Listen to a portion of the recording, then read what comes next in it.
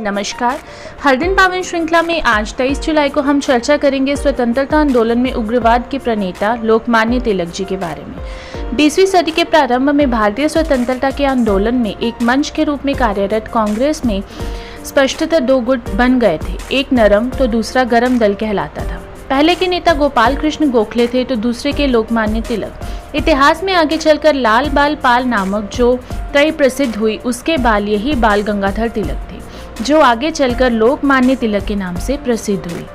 लोकमान्य तिलक का जन्म 23 जुलाई 1856 को रत्नागिरी, महाराष्ट्र के एक साधारण किसान परिवार में हुआ था। बचपन से ही उनकी रुचि सामाजिक कार्यों में थी। वे भारत में अंग्रेजों के शासन को अभिशाप समझते थे तथा उसे उखाड़ फेंकने के लिए किसी भी मार्ग को गलत नहीं मानते थे। इन विचारों के कारण पूना में हजारों युवक उनके संपर्क में आए। इनमें चौफेकर बंधु प्रमुख थे।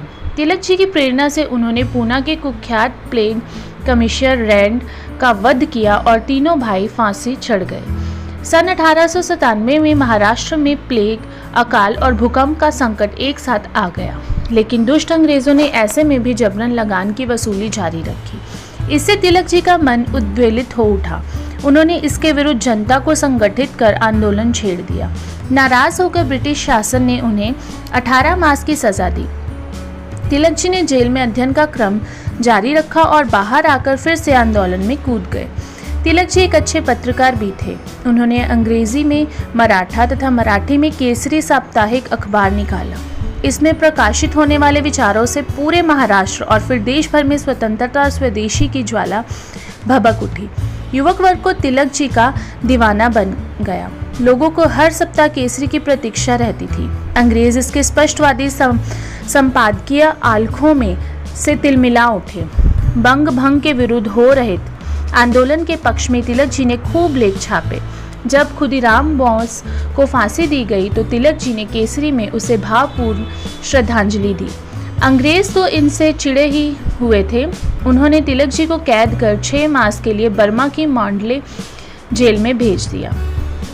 वहां उन्होंने गीता रहस्य नामक ग्रंथ लिखा, जो आज भी गीता पर एक श्रेष्ठ टीका मानी जाती है। इसके माध्यम से उन्होंने देश को कर्म योग की प्रेरणा दी।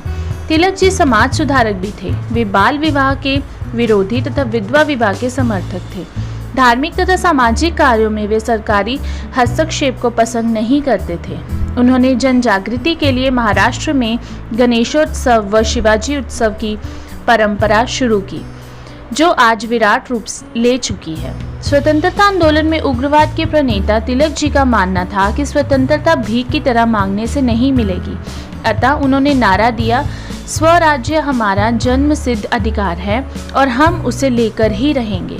वे वृद्ध होने पर भी स्वतंत्रता के लिए भागदौड़ में लगे रहे। जेल की यातनाओं तथा मधुमेह से उनका शरीर जर्जर हो चुका था। मुंबई में अचानक वे निमोनिया बुखार से पीड़ित हो गए। अच्छे से अच्छे इलाज के बाद भी वे संभल नहीं सके और 1 अगस्त 1920 को मुंबई में ही उन्होंने अंतिम सांस ली। अगर आपको हमारी वीडियोस पसंद आ रही हैं तो कृपया आप हमारे चैनल को लाइक, शेयर और सब्सक्राइब ज़रूर करें। भारत माता की जय।